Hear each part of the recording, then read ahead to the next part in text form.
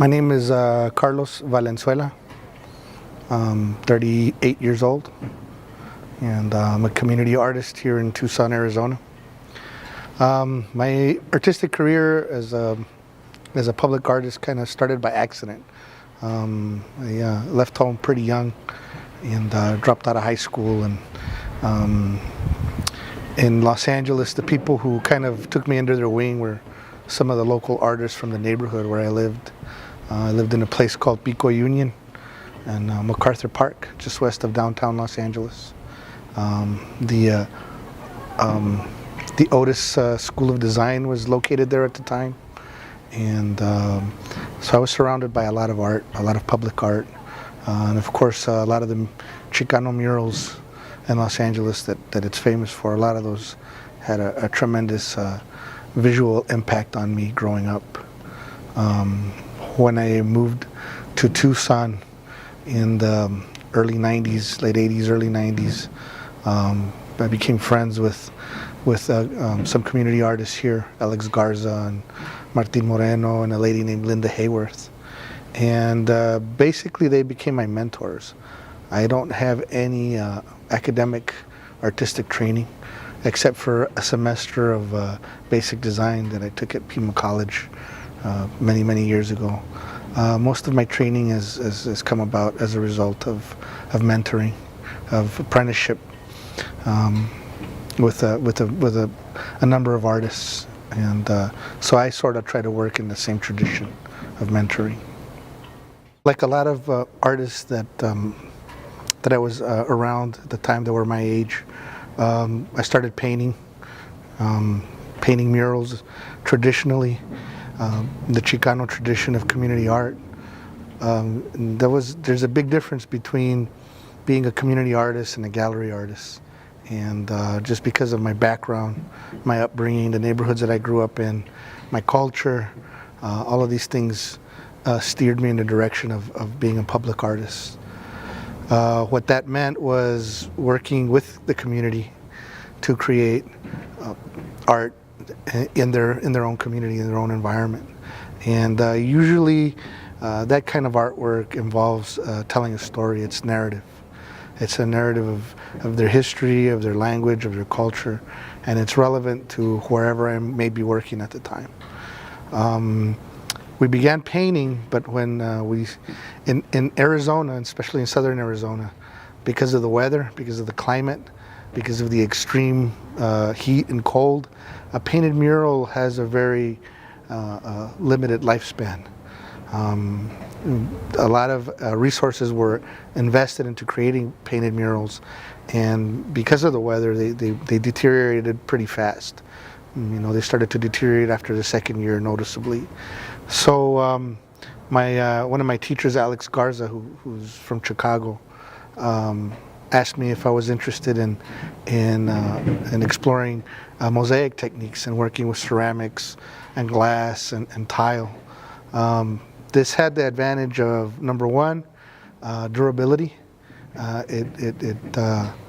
It would stand up to the extreme climate up here. The colors would remain vivid. The other advantage it had was that it lent itself really well to working with large groups of people, which is what we were used to. We could work indoors in the hot weather and the cold weather, and we could then install the pieces without having to be exposed to the elements the whole time. So it offered a lot of advantages. The other thing that was good about it is that ceramics in general are very relevant to many of the indigenous cultures in the surrounding area, the O'odham, the Yaqui, the Mexicans. They were all familiar with ceramics and incorporated ceramics as part of their culture and their everyday lives. So it was advantageous in a lot of different levels. And that's how we got started with the mosaics in particular. From about 1996 to about 2006, 2007, I worked for the Pima County Las Artes program, which was a GED program in South Tucson that also provided GEDs for the students that were participating in the program. Students from anywhere from 16 to 21 years of age. that wanted to get their GED would attend Las Artes, and during the process there, they would also work with us in the studio to create murals for public spaces, mostly in the city of South Tucson, but also as far north as Ina Road at the water management locations for the Pima County, Kino Sports Park, the Tucson Museum of Art. Working there in South Tucson, a big percentage of our students were Yaqui, or native. They were either O'odham or Yaqui, and I became very familiar with the culture during my time there, and I became friends with a lot of tribal members, young people, not just tribal members, but young people who were involved in the culture, who were cultural dancers, who were pascola, maso, they were part of different aspects of the culture, and it was through them that I was invited out to the Pascua Yaqui Reservation in 1997 for the first time, for the summer, to produce some artwork out here, and that was the beginning of the program out here. Is the artwork that can be found at the Tacusim Road, just south of the health department. The young people, they determine what gets designed.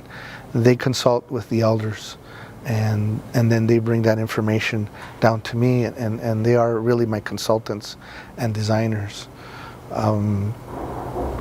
It's been one of those experiences that's been life-changing for myself. I've learned a lot about myself, and a lot about my family, and a lot about this very special place that we call home here in Tucson, in southern Arizona, where you have all of these cultures that come together in one place that converge in one location. We try, the task of representing that history and that culture through murals is a tremendous task. It's a tremendous responsibility. There's a lot of things that have to be considered, things that have to do with dignity and honor and respect, and all of those things come into play when we're designing. The vast majority of the mosaic artwork that's done in Tucson, and particularly in South Tucson area, has been done by Yaqui students, by Yaqui youth. I think a lot of people don't know that. In South Tucson for Las Artes, a lot of that work was done by the Yaqui students.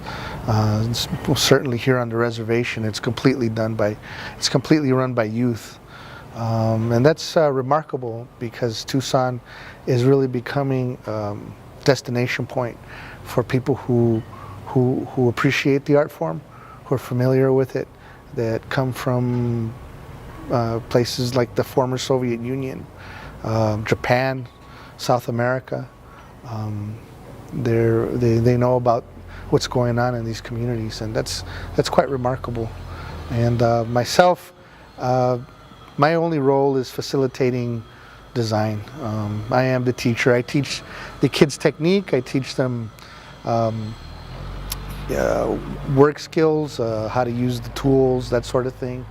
But really, the rest of it is their efforts and their input and their talent. Is just what's projected in the end. I think that aside from the basic job skills that the kids are getting working here, stuff like punctuality and teamwork and just the work ethic that they gain here, that's interwoven into the program.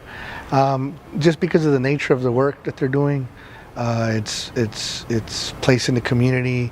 It's very visual, highly visual, attracts a lot of attention. I also think that the meditative nature of the work is really important. They come in here, and it's a very escapist sort of experience for them.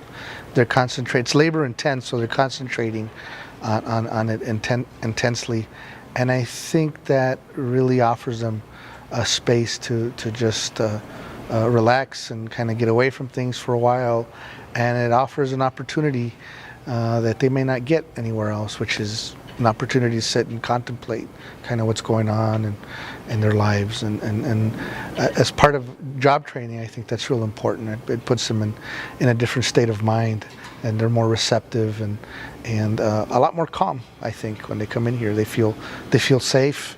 They like the work. There's color, and there's rhythm, and there's texture, and there's all these things that are very tangible to them. So there are three basic materials in just about everything we make. There's ceramic tile, there are ceramic glazes, and there's glass. And they're very basic, and just about everything out here is produced with those three materials. Within that, there's a variety of ways that we work with it. We make plaster molds to make handmade clay tile out of clay. We silk screen. We fuse glass to make it the thickness of the tile to be able to cut on the bandsaw. We use glass in the traditional form, like you might see in some of the old history books of Roman ruins or whatever. The glass is basically little squares, little pieces that they place. That's one of the techniques. We also use automotive paint guns, and we hand cut tile that is already glazed commercially. And the glazes are to create our own variations of color. So it's a very, very fundamental, very basic components that go into creating just about every mural that's out there. The students and I come up with the designs for the murals primarily. We have a lot of input from community members. The elders contribute to our design elements. And ultimately, the final composition of what we come up with has to be approved by the elders, first of all, and also in the case of the Ignacio Baumea roadway project, by the council, individually and collectively. And that's the design process we've used for years, and it works really well for us out here, and it's a model that we've stuck to, over the past decade or so.